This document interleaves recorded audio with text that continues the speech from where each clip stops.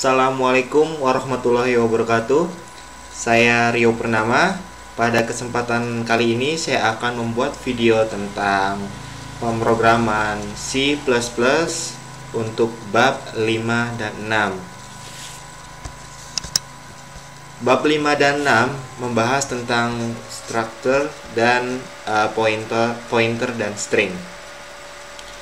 Untuk lebih jelasnya, kita akan mengerjakan satu persatu latihan yang ditugaskan pada modul Cika Tutorial C++ versi 3. Bab yang akan saya jelaskan pertama adalah bab struktur. Adapun pengertian struktur itu adalah kumpulan data yang saling berhubungan yang disimpan dalam satu unit penyimpanan. Misalkan pada suatu database penyimpanan data pegawai di mana setiap pegawai akan menyimpan nama, alamat, gaji, dan seterusnya.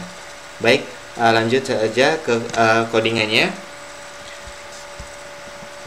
Pertama, memahami cara mendeklarasikan struktur, menginisialisasi struktur, dan memanggil elemen tertentu dalam suatu struktur. Codingannya seperti ini. Adapun tugasnya adalah jelaskan perbedaan inisialisasi program di atas dengan array, lalu catat hasil keluaran. Baik, sedangkan tugasnya seperti ini. Adapun codingannya sudah saya tulis di dalam IDE. Yang saya gunakan adalah Microsoft Visual Studio, seperti ini. Perbedaannya antara array dan structure adalah bisa dilihat dari apa yang sudah dijelaskan di sini. Jika array itu bila menggunakan array biasa, maka diperlukan 3 variabel seperti ini. Sedangkan jika menggunakan structure, variabel tersebut, variabel pada array biasa, ketiga array biasa ini, 3 variabel array biasa dijadikan satu di dalam sebuah structure. Seperti itu perbedaannya antara structure dan array. Jika array diperlukan 3 variabel bebas satu dengan yang lain, jadi antara nama, alamat, dan gaji ini tidak saling berhubungan. Tetapi pada structure ini nama, alamat, dan gaji ini saling berhubungan. Maka digunakan structure. Kemudian itu perbedaan antara array dan structure. Kemudian hasil keluaran dari codingan ini seperti ini. Kita running saja.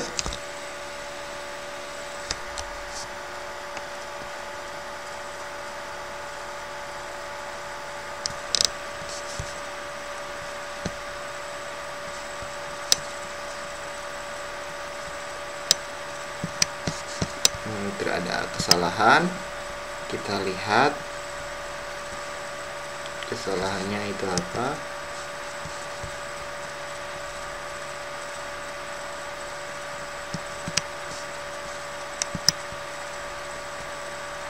Oke, ini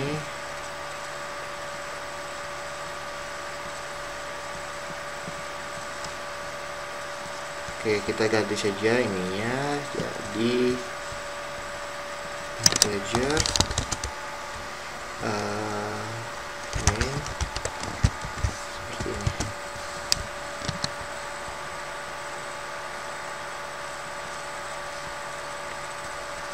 Coba kita run.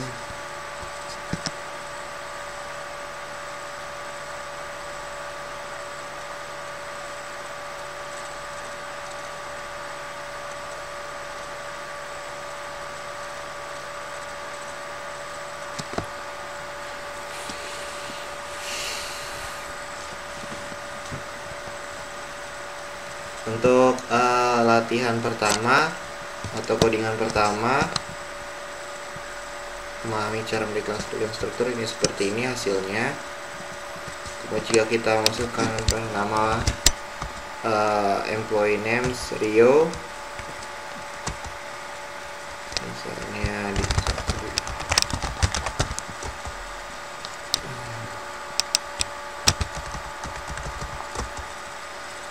seperti ini.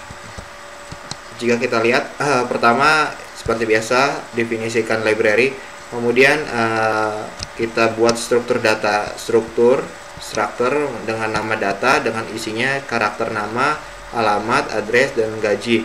Kemudian data employee one ini untuk mendefinisikan struktur yang sudah dibuat menjadi employee.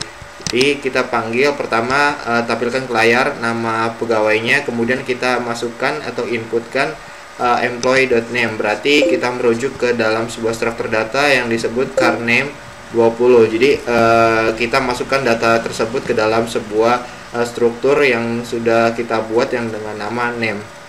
Kemudian selanjutnya kita tampilkan ke layar namanya address atau alamat. Kemudian kita masukkan data employee yang dari sini kita masukkan ke address. Kemudian selanjutnya salary kita masukkan ke dalam sebuah struktur salary. Kemudian kita tampilkan semuanya data pegawainya, kita tampilkan ke layar. Employee ini strukturnya, nama strukturnya, name itu nama di dalam employee ini, di dalam strukturnya kita panggil dan kita tampilkan. Seperti itu untuk codingan pertama tentang struktur, memahami struktur, mengindeks struktur, memanggil elemen tertentu dalam suatu struktur. Jadi kita panggil elemen-elemennya di dalam sebuah struktur, dan sebuah elemen itu kita sudah definisikan seperti ini elemennya. Baik, codingan pertama sudah saya jelaskan. Kemudian kita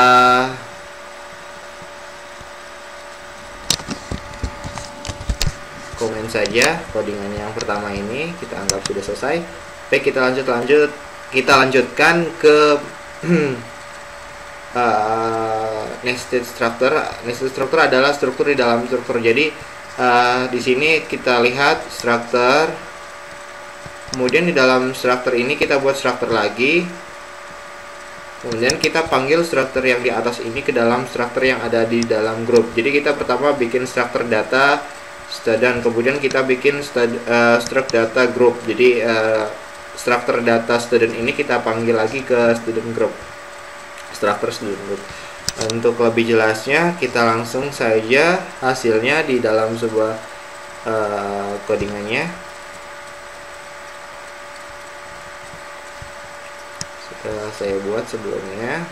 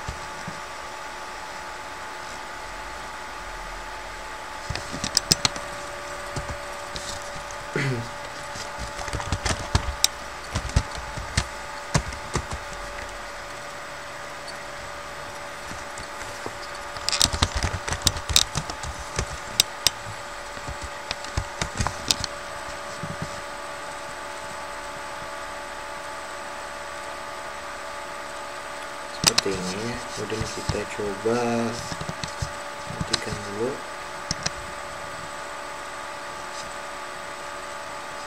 Coba kita running.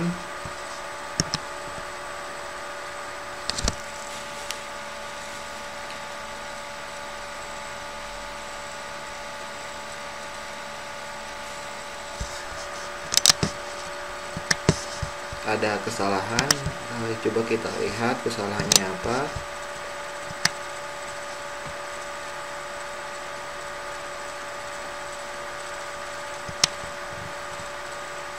Oke, ini semuanya usah ada.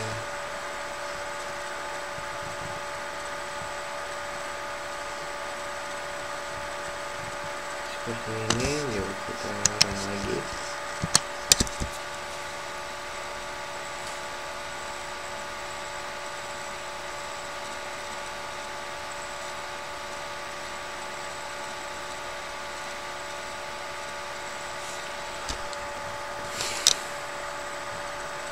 Nah, karena kita lihat di sini ada pengulangan.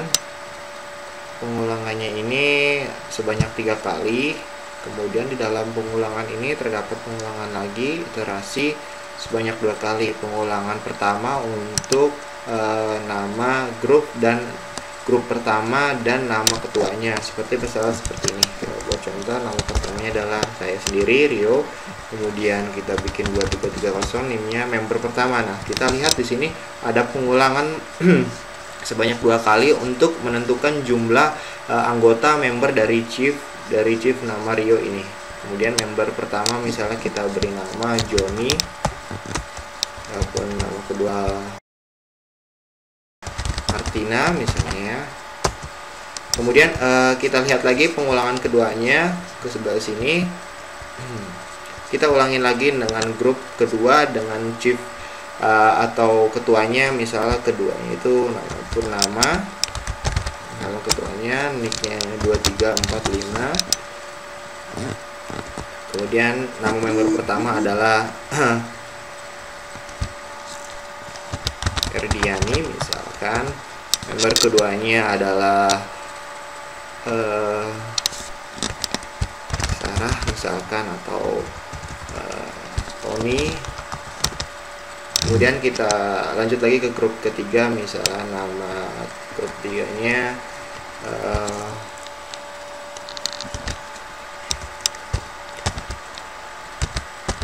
Fatmawati misalnya, terus animnya 213 misalnya.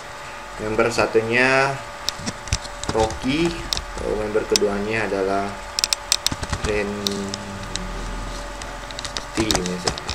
Nah, kemudian ditampilkan ke dalam sebuah layar dari grup dari member-member dari chief dan member yang sudah kita tulis, sudah ketikkan ke dalam sebelah sini. Grup 1 chief member. Grup pertama chiefnya Rio dengan member ini, grup kedua Purnama dengan member ini, kemudian grup ketiga dengan member ini. Seperti itu. Untuk hasil dari nested struktur. Kalau kita lihat di sini, ini struktur pertama data student, kemudian struktur pertama data student kita buat lagi student group, kemudian kita panggil nama studentnya dengan chief, karena chief ini kita tadi sudah lihat chief ini nama ketuanya dan membernya itu chiefnya ini nama ketua memanggil data struktur yang pertama nama dan nim, namanya, kemudian ada nimnya. Kita lihat ada nama dan nim, kita panggil sini. Kemudian kalau kita lihat lagi jadi pertama bikin struktur data ini, kemudian grupnya ini, kemudian kita panggil nama dan nim untuk grup ini. Kalau kita lihat jika ini grup udah pengulangan sebanyak 3 kali, kemudian pengulangan tersebut memanggil chief, kita lihat grup pertama ini iterasinya, pertama chief name, nama dari chief atau ketuanya. Kemudian dalam pengulangan kedua kita member, kemudian memanggil pengulangan pertama grup pertama, ini iterasinya, ini member J nya, ini iterasi keduanya. Kemudian nimnya itu mengikuti ke dalam sebuah member pada grup, mengambil dari data student. Kemudian lanjut iterasi keduanya. Iterasi ini hanya untuk menampilkan ke layar setelah diisikan semua. Yang terakhir tadi, setelah diisikan semua, kita tampilkan ke dalam sebuah layar data yang sudah kita ketikkan.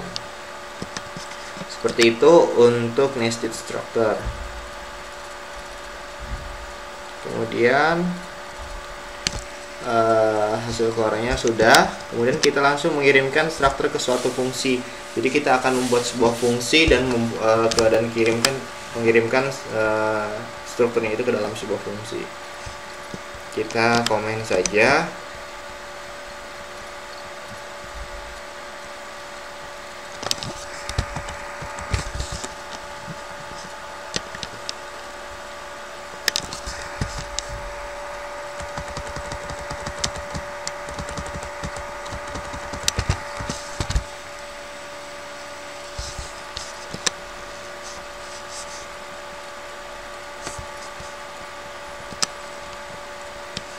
kita buka uncomment ini, kita buka komennya.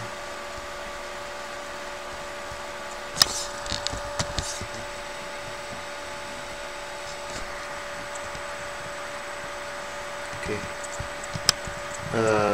Kita lihat di sini sudah ada struktur dengan membernya atau dengan isinya, variabel karakter semua, name, address, dan city. Kemudian kita definisikan pula integer untuk ke dalam sebuah mailing list record ini, zip kode atau kode pos. Kemudian kita panggil fungsinya yang disebut fungsinya tersebut dengan display record. Kemudian kita buat integer main seperti biasa, mailing list record list array 3. Ini kemudian kita akan membuat sebuah list array sebanyak 3 dengan indeks pertama 0. Kemudian do kita lakukan pertama seperti ini. Chain get line ini adalah menginputkan sebuah karakter atau inputan dari user dengan menggunakan size of itu adalah ukurannya. Kemudian kelebihan getLine ini bisa menginputkan spasi ke dalamnya. Tetapi jika menggunakan getLine maka kita harus menentukan ukurannya dengan menggunakan size of. List array index ini kita mulai indeks pertama dari ini, kita mulai dari 0. Kemudian kita panggil name dari strukturnya itu, kemudian kita tampilkan address. Jadi ini fungsinya adalah sama seperti menerima inputan, tapi berbeda menggunakan getLine. Ini bisa mengambil sebuah karakter spasi, tetapi harus ditentukan dulu ukurannya. Kemudian ini untuk fungsinya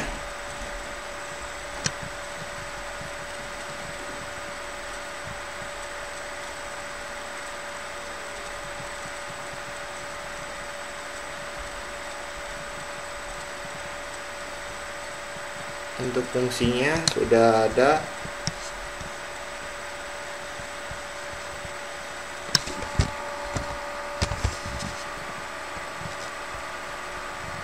Ini fungsinya yang sudah dipanggil seperti atas. Baik, untuk lebih jelasnya kita langsung saja running program ini.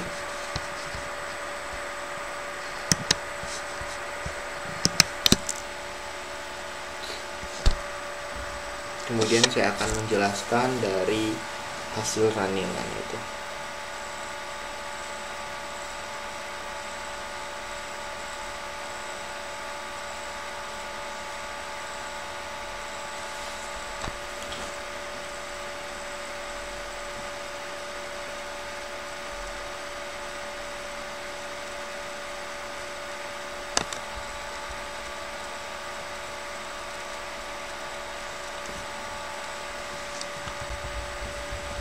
Nah, ini hasil dari codingan yang sudah kita buat tadi.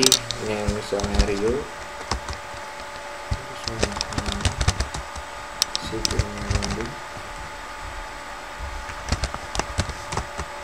set kodenya sudah di gambar ini.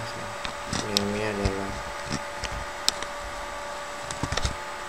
Riza, addressnya bulan, kemudian city-nya adalah Bandung, kemudian ini 2341, kemudian pengulangan ketiga adalah Rocky, addressnya adalah Sabit, kemudian city-nya Bandung, kodenya 211. Nah, record pertama jadi kita menggunakan scene getLine menggantikan scene seperti biasa, scene biasa. Kemudian kita masukkan ke dalam sebuah array atau list array pertama dengan name. Kita masukkan ke dalam sebuah strukturnya. struktur nama, address, dan city. Nah, kemudian ini suatu pengulangan do while, sedangkan indeksnya itu kita sudah atur mulai dari 0. Kemudian jika kurang dari 3 maka lakukan terus yang ada di dalamnya, maka indeks ini akan bertambah 0, 1, 0, 1, 2, 3. Kemudian saat keempat dia akan berhenti. Kemudian ini adalah hanya untuk menampilkan ke layar menggunakan sebuah fungsi yang sudah display record, sebuah fungsi yang sudah dibuat seperti ini. Kita tampilkan ke layar record pertama 6+1. Jadi number ini akan mengulangi pengulangan, plus 1 akan menambahkan, jadi akan bertambah terus. Kemudian tampilkan ke layar address, record nama, address, city, zip code. Seperti itu untuk mengirimkan struktur ke suatu fungsi. Jika kita lihat, jelaskan perbedaan antara instruksi GIN dan SYN getLine. Apa fungsi dari sizeOf pada parameter kode getLine? Catat hasil keluarannya. Baik, tadi sudah saya jelaskan fungsinya GIN dan SYN getLine adalah perbedaannya. Jika GIN tidak perlu menggunakan sizeOf, tetapi jika GIN.getLine harus menggunakan sizeOf untuk mengatur ukuran yang digunakan sebagai inputan user, seperti itu. Kemudian kita lanjutkan ke pointer dan structure.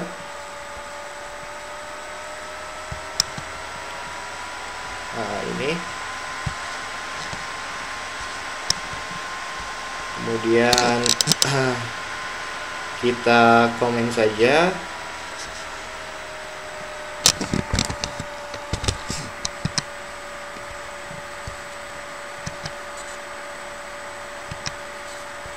Kita komen. Sudah, setelah kita komen, kita lanjut ke selanjutnya yang sudah saya buat.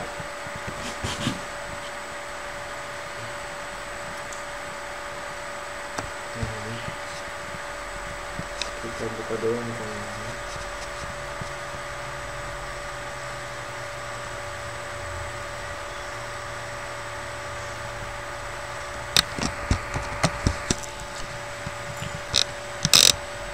Kita lihat di sini, jelaskan keluaran dari program pertama ini, jelaskan arti 11, 12, dan 14. Baik, kita lanjut saja.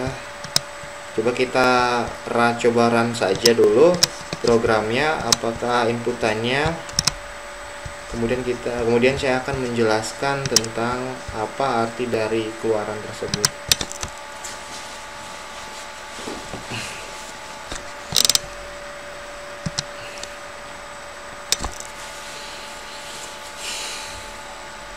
Jadi kalau kita lihat di sini menggunakan sebuah pointer dan sebuah structure, dan kita akan mengetahui hubungan apa antara structure dan pointer ini, apakah bisa dikombinasikan atau tidak.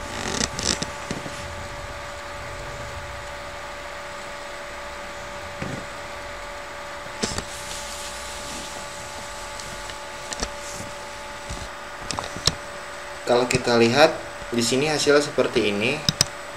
Kalau kita telusuri atau kita trace, yang menampilkan ini adalah fungsi code. Kita lihat fungsi code-nya adalah name, ru, name and all. Ya. Ini adalah untuk air. Kemudian dia mengisikan printer cables, sedangkan printer cables itu ada pada structure yang sudah kita definisikan. Struct bin printer cable box sama dengan printer cables 0,129. Ini adalah ukuran dari pointer itu, atau ukuran dari memorinya yang sudah kita pesan. Kemudian kita lihat, pertama kita definisikan ini, kita definisikan structure bin printer cable box. Kemudian kita isi dari structure ini, printer cable box ini. Kita lihat current name ini sudah kita definisikan. Bin ini, structure bin ini adalah kita merujuk ke suatu structure bin. Kemudian printer kabel box ini kita masukkan strukturnya bin ini dengan nama printer kabel box. Kemudian kita inputkan isinya ini. Kemudian ini adalah ukuran sebuah memorinya. Kemudian struktur ini bin ini. Kemudian kita buat bintang, ini adalah tanda sebuah pointer. Kemudian PTSTRU, kita pointernya ini kita isikan printer kabel box. Jadi kan tadi printer kabel box itu sudah kita isikan namanya, jadi ini dengan ukuran memori seperti ini.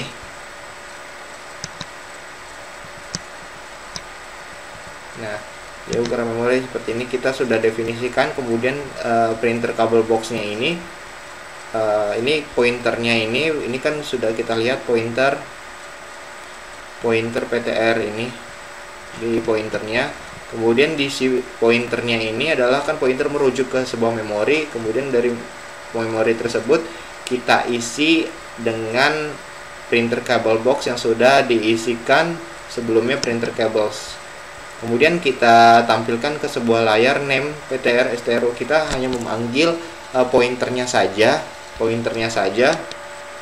Kemudian pointer tersebut kita masukkan sebuah elemen yang ada di dalam strukturnya itu dengan elemen namanya name. Karena name-nya ini sudah kita isikan sudah kita definisikan ini, maka menghasilkan kehasilan seperti printer kabel. Sedangkan quantity dan cost kita belum definisikan seperti ini, maka dia menghasilkan nilai 0.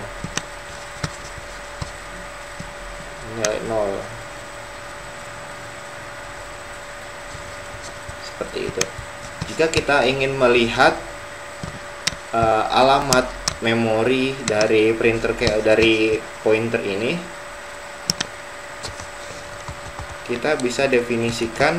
Jadi kan pointer ini mengisikan printer kabel box ini. Jadi N ini adalah memanggil isi dari sebuah pointer itu, yang pointer adalah merujuk ke memori. Jadi printer kabel itu menampilkan yang ada di dalam memori ini. Jika kita ingin mengetahui alamat memori dari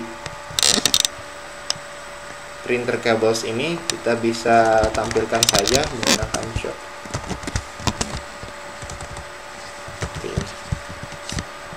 Kita ingin mengetahui alamat memori apa yang digunakan oleh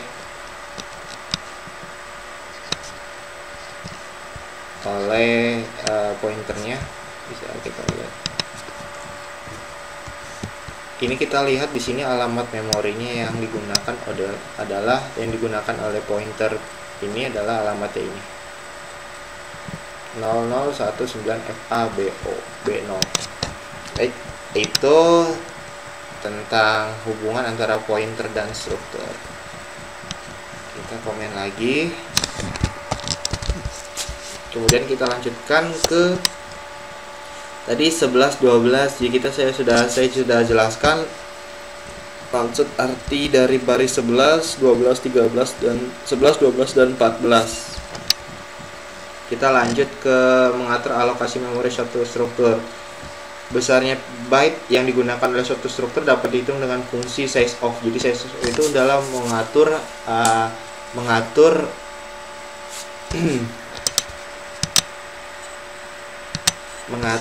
ukuran memori yang digunakan oleh suatu variabel atau struktur.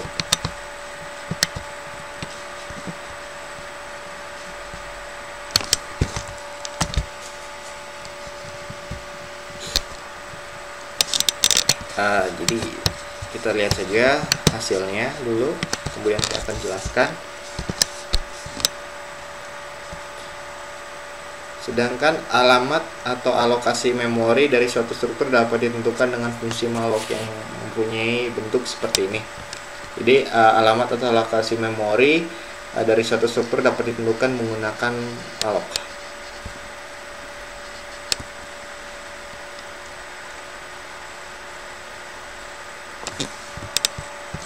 kita lihat di sini hasilnya. Kita buat struktur PGW dengan elemen karakter nama 20, kemudian integer gaji.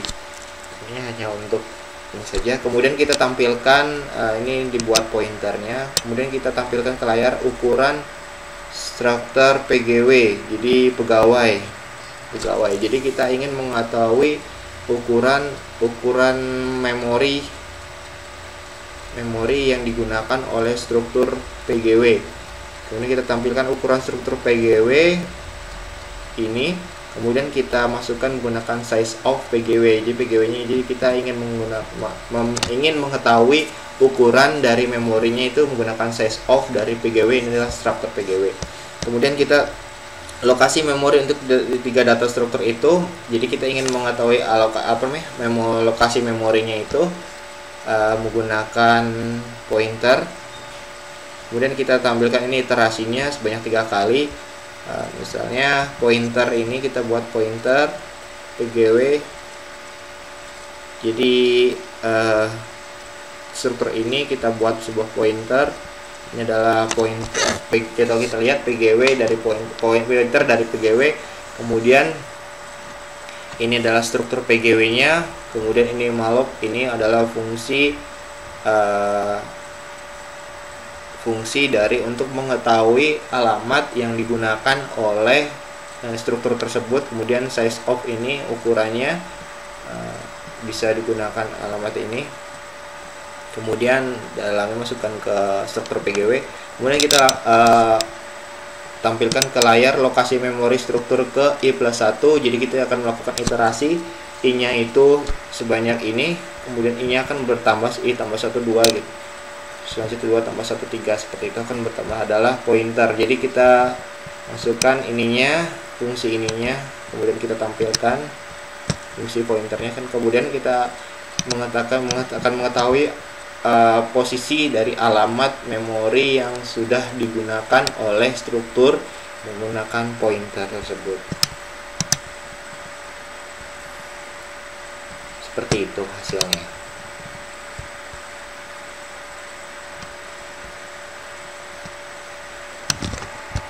Kemudian kita komen saja ini.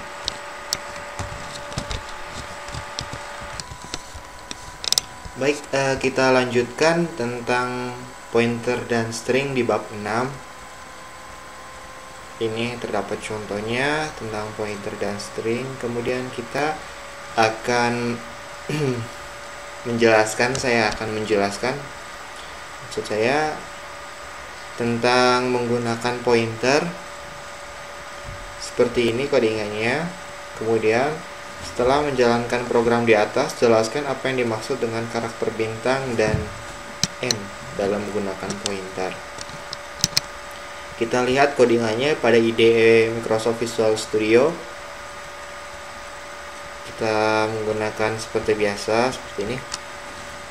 Kemudian kita definisikan integer A sebagai int A sebagai integer. Kemudian kita akan gunakan integer bintang A pointer. Bintang ini menunjukkan arti pointer. Pointer yang menunjukkan variabel integer. Kemudian kita masukkan integer A ini dengan nilai 7. Kemudian kita masukkan pointer ini. Pointer ini menjadi NA, artinya sebuah pointer ini kita masukkan nilainya ini. Kalau kita lihat definisi dari komennya ini, APTR set to address of A. Artinya pointer ini kita set menjadi alamat dari variabel A yang sudah kita masukkan angkanya nilainya 7. Kemudian kita tampilkan ke layar alamat dari A adalah NA. Jadi alamat dari adalah kita masukkan NA ini adalah untuk menunjukkan alamatnya.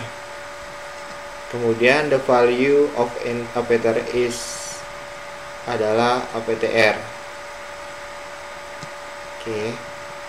Ini adalah pointernya. Kemudian value of A is A gitu. Kemudian value bintang APTR is APTR. Baik, kita langsung saja jalankan programnya. Kita lihat address of A is ini. Jadi NA ini fungsi adalah bukan untuk menampilkan nilai dari A, tetapi menampilkan alamat dari variabel A. Di sini kita lihat the address of A is ini. Jadi dia menunjukkan alamat dari variabel A. Kemudian value of pointer A pointer is APTR. Kemudian kalau kita lihat itu sama nilainya atau alamatnya. Jadi bintang APTR ini adalah sebagai pointer yang menunjukkan alamat dari sebuah variabel A. Kita lihat variabel A ini, dia ini menunjukkan sebuah alamat dari variabel A, kemudian dimasukkan kepada APTR. Kemudian bintang ini menunjukkan pointer APTR ini kita menunjukkan sudah diisi dari alamat dari si A nya ini. Kemudian the value of A is A. Jadi jika kita tidak menggunakan lambang N seperti ini, maka dia hanya menampilkan nilai dari sebuah variabel A nya. Tetapi kalau kita menggunakan tanda N, itu menunjukkan alamatnya. The value of A pointer bintang pointer adalah 7. Jadi kita untuk mengetahui APTR itu kita kan sudah memasukkan dari A nya ini. Tapi kita melihat APTR itu isinya apa, kita tinggal kasih saja bintang artinya pointer. Kemudian kalau kita lihat showing that bintang dan N ini are inverses of each other. Jadi kebalikan dari yang lainnya gitu. Jika kita menggunakan bintang dan ini, kita kebalikan yang lain. Jadi kalau kita menggunakan N, itu adalah menunjukkan alamat pada sebuah variabelnya. Bintang dan pointer adalah seperti ini.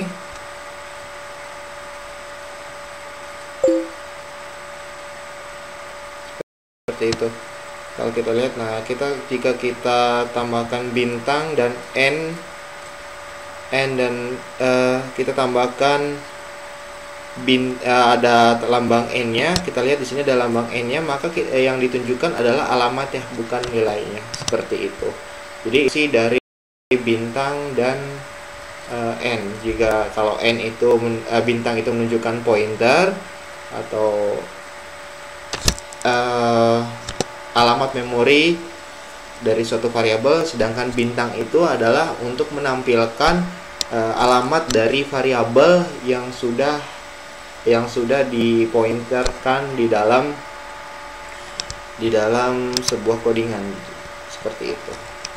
Itulah fungsi dari bintang dan lambang N untuk semua bab pointer dan string.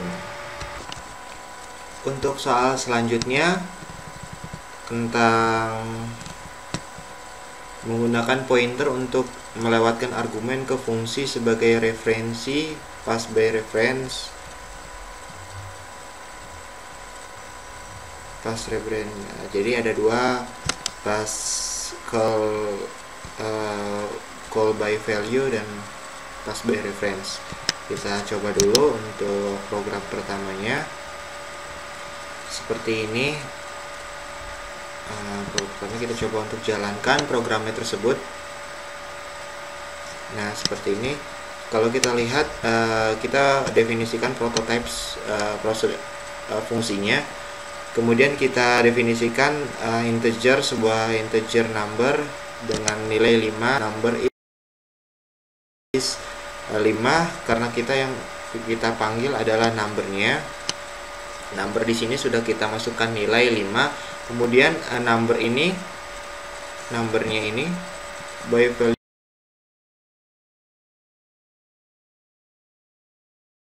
number gitu. Numbernya ini variabel number ini kita rubah menjadi cube by value. Sedangkan ini adalah memanggil fungsi adalah cube by value. Cube by value ini fungsinya adalah n kali n kali n. N-nya ini adalah nilai yang hasil masukan dari nilai ini. Kemudian cube by value number, karena numbernya sudah dimasukkan 5, maka ini 5 kali 5 kali 5 menghasilkan 125. Seperti itu. Lanjut tentang call by value sudah tadi. Kemudian lanjutkan ke call by reference. Call by reference jika kita running hasilnya sama saja seperti call by value, tetapi jika kita lihat hasilnya sama seperti call by value tadi, tapi kalau kita lihat tentang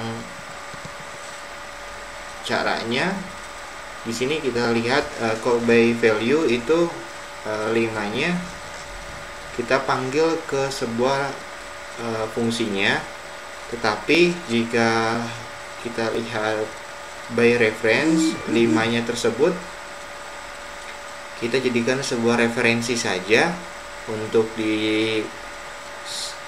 sebuah pointer. Kemudian dari sini diolah kita lihat numbernya itu hanya sebagai referensi saja. Tapi setelah diolah di sebuah fungsinya ini, kemudian 5-nya itu kita masukkan ke dalam sebuah fungsi ini, kemudian hasilnya itu kita lempar lagi ke program utama, kemudian menghasilkan 125.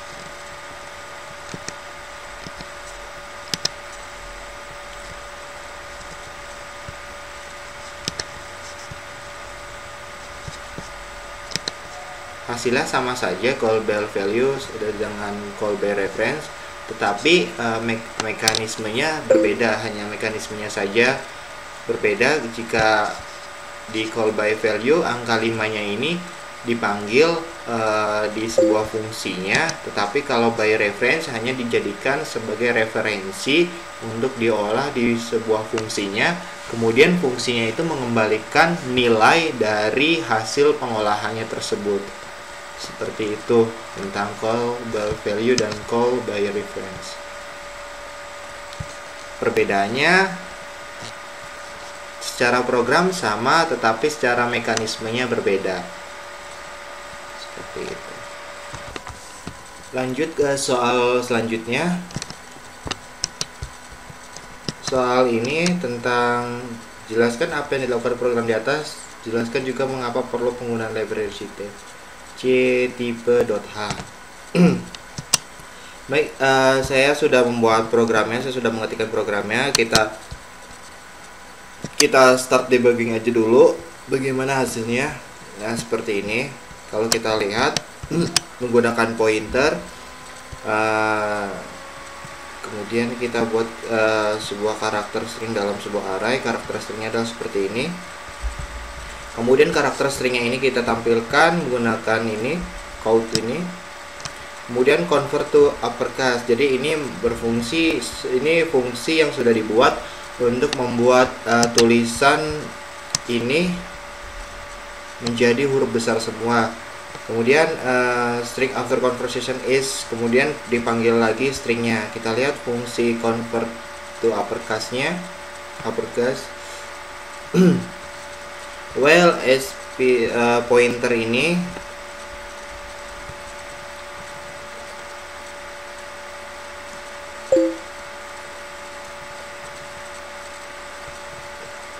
convert, oke, selama pointer tidak sama dengan karakter 0, kemudian if pointer di dalam pointer ini A dan lebih besar sama dengan A dan pointer lebih kecil sama dengan Z, maka s-pointer, topper, s-pointer. Nah, kenapa diperlukan library type ini? Karena di sini terdapat toppernya ini. Toppernya ini.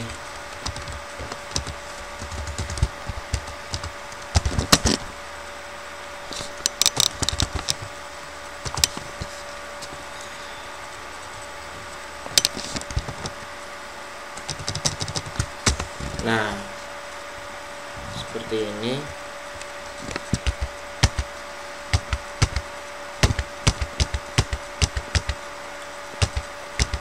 Nah, jadi fungsinya library C-type .h itu adalah untuk memanggil fungsi toppernya ini. Jadi untuk mengubah dari huruf kecil menjadi huruf besar semua. Itu soal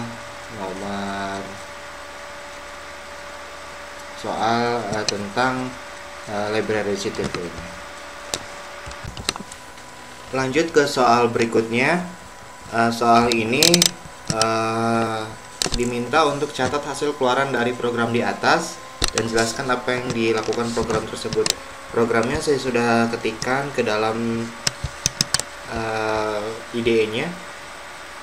Kemudian ini terdiri dari beberapa fungsi. Kemudian fungsinya itu, kalau saya lihat ini berfungsi untuk mengurutkan array-nya.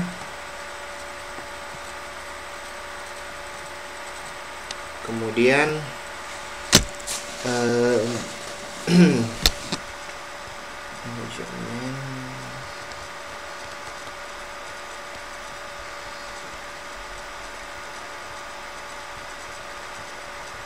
baik, kita langsung saja run.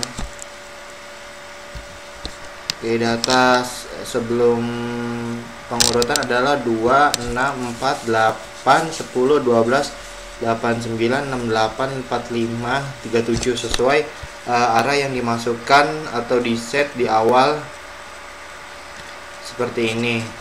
Kemudian consist in array size itu 10 dari jumlah ini, 1, 2, 3, 4, 5, 6, 7, 8, 9, 10, ada 10.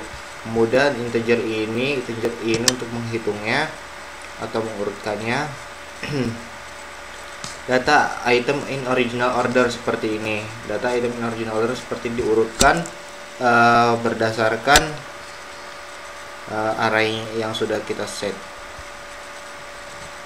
Kemudian pengulangan for i sama dengan 0, i lebih kecil dari array size 10, maka i plus tambahkan ini iterasinya code, terus set w ini untuk ada pada fungsi iomanip. Kemudian a ini melakukan iterasinya. Kemudian bubble sort ini ada pada void bubble sort. Nah, ini dia void bubble shortnya, ini adalah menghitung atau mengurutkan data yang sudah diorder, kemudian kita urutkan gunakan array seperti ini. Kemudian swap ini untuk menukar elemen dari yang terkecil menjadi terbesar. Misal seperti ini, data yang ada seperti ini. Kemudian seharusnya 2, 4 dulu baru 6. Nah, swap ini berfungsi untuk menukar elemen tersebut seperti itu. Jadi fungsi dari program ini adalah untuk menukar elemen yang sudah diorder atau sudah ada pada array, kemudian ditukarkan dari atau diurutkan dari yang terkecil menjadi yang terbesar menggunakan array dan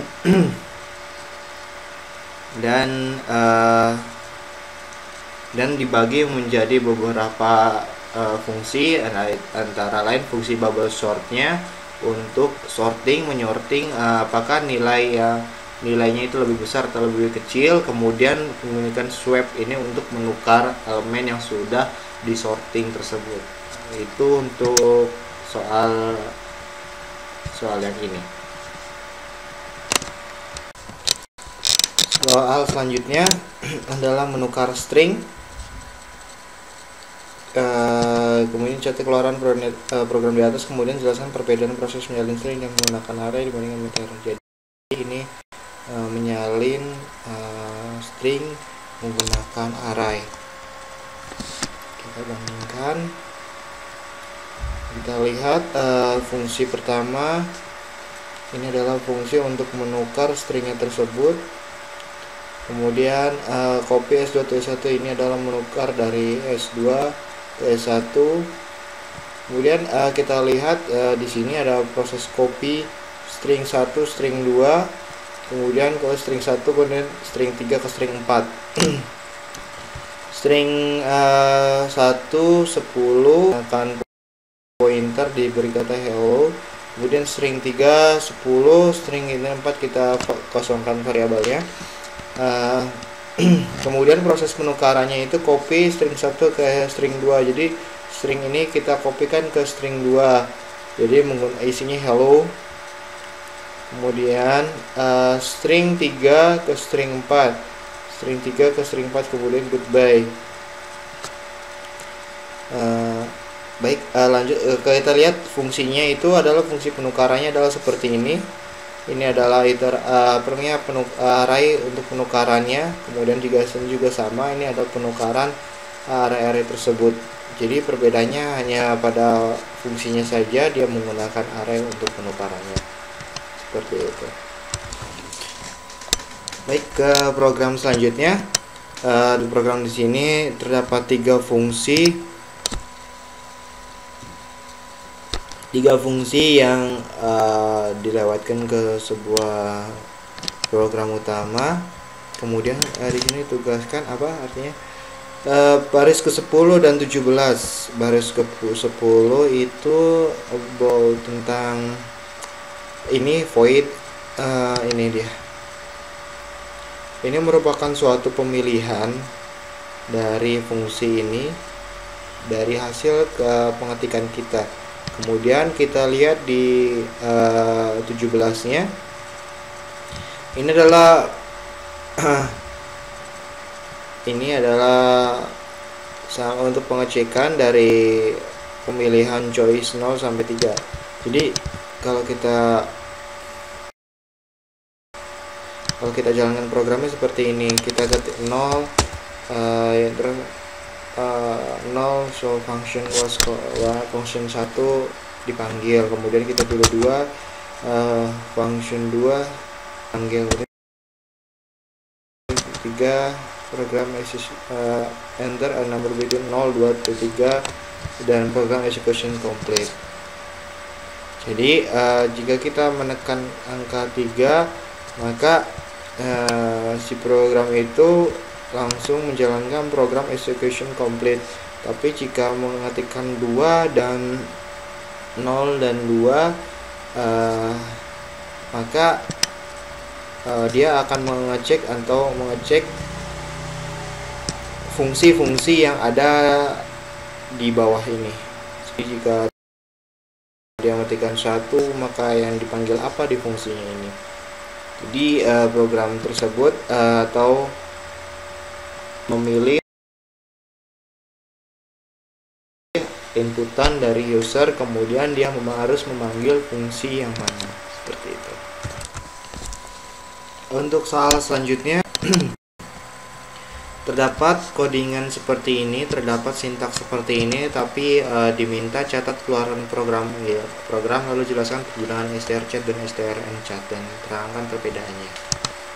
Jika kita dilihat, strcat dan strnchat itu memiliki fungsi yang sama, yaitu mengcopy dari variabel satu ke variabel lainnya.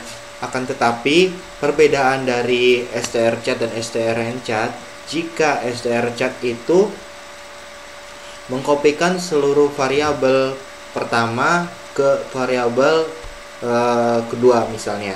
Tetapi kalau untuk strnchat itu mengcopy value dari variabel pertama ke variabel kedua dengan jumlah tertentu. Coba kalau kita lihat dia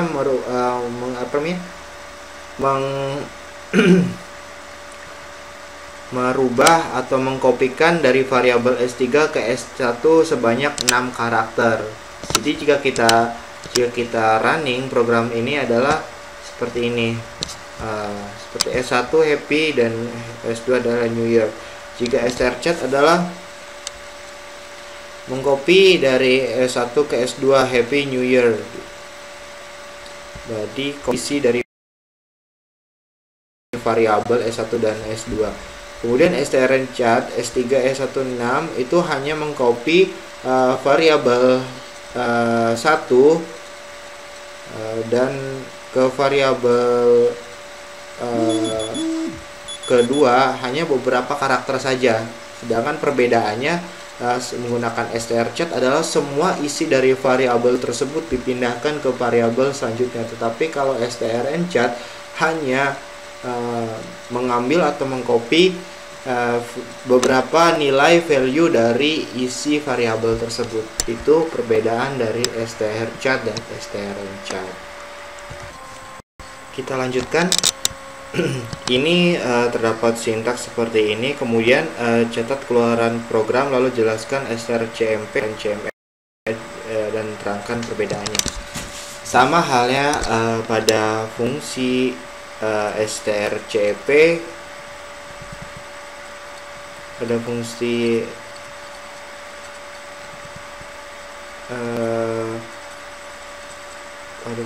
strchat,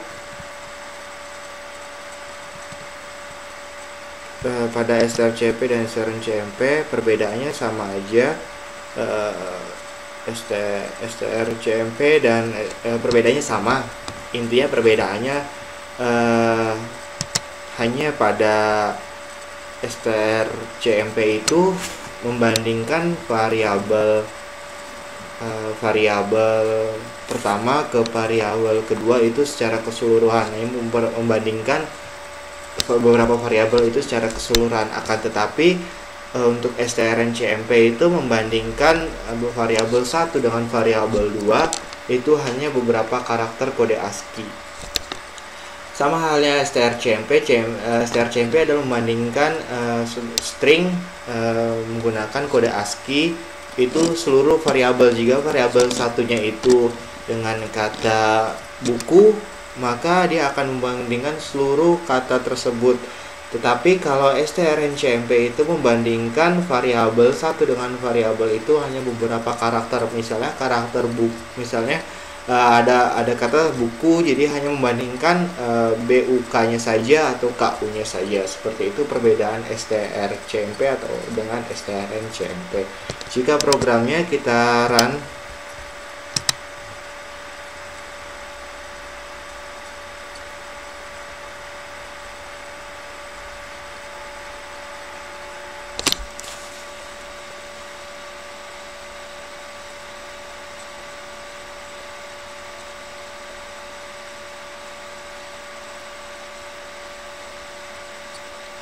nah ini dia. Jadi dia itu membandingkan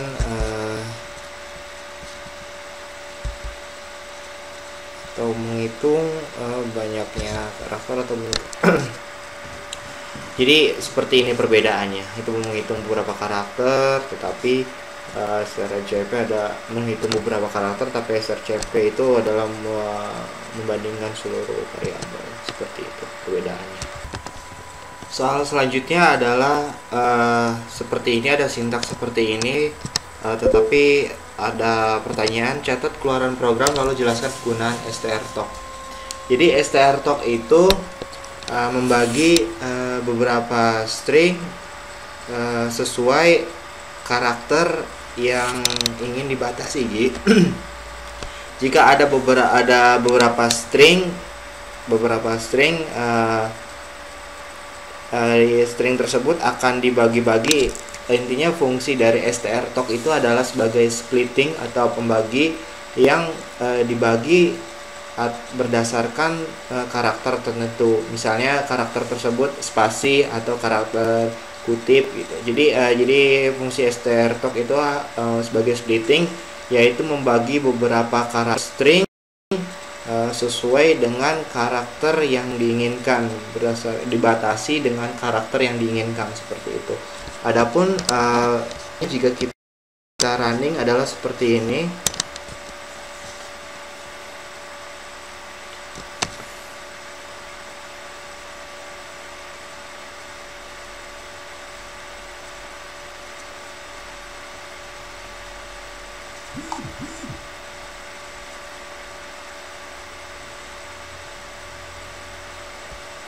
Nah, programnya kita buka adalah seperti ini, menghasilkan nah itu kalau jika kita lihat ada beberapa string dengan kata this is a sentence with 7 tokens. The tokens are this is a sentence with 7 tokens. Jadi ini sebagai splitting berdasarkan karakter spasi. Jadi dia fungsi strtok itu adalah berfungsi untuk splitting atau membagi kalimat ini. Kemudian apa yang ingin dibagi berdasarkan karakter yang diinginkan. Jika di sini di kasus ini yang diinginkan adalah karakter spasi. Jadi sebuah kalimat ini ingin kita bagi-bagi berdasarkan spasi. Jadi menghasilkan seperti ini. Itu untuk strtok. Ke soal berikutnya, di sini ada beberapa sintak juga, tetapi pertanyaannya berbeda. Pertanyaannya, catat keluaran program lalu jalankan penggunaan strlen. Strlen itu adalah berfungsi sebagai untuk menghitung panjang sebuah karakter. Jadi untuk berfungsi untuk mengatur atau menghitung dari jumlah karakter string tersebut. Jika stringnya panjang, jadi itu terdiri dari berapa kata atau kalimat. Seperti itu fungsi dari strlen. Sedangkan untuk programnya jika kita jalankan adalah seperti ini.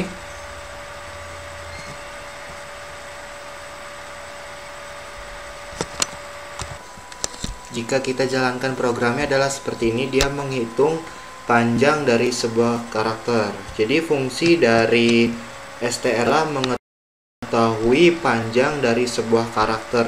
Jika di running, dia akan menghitung jumlah karakter yang dia hitung dari sebuah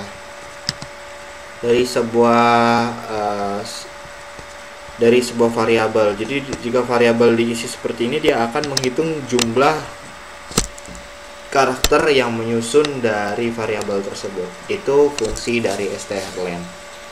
Baik, sekian dari saya, Rio Purnama, untuk bab 5 dan 6 tentang pointer dan string dan structure.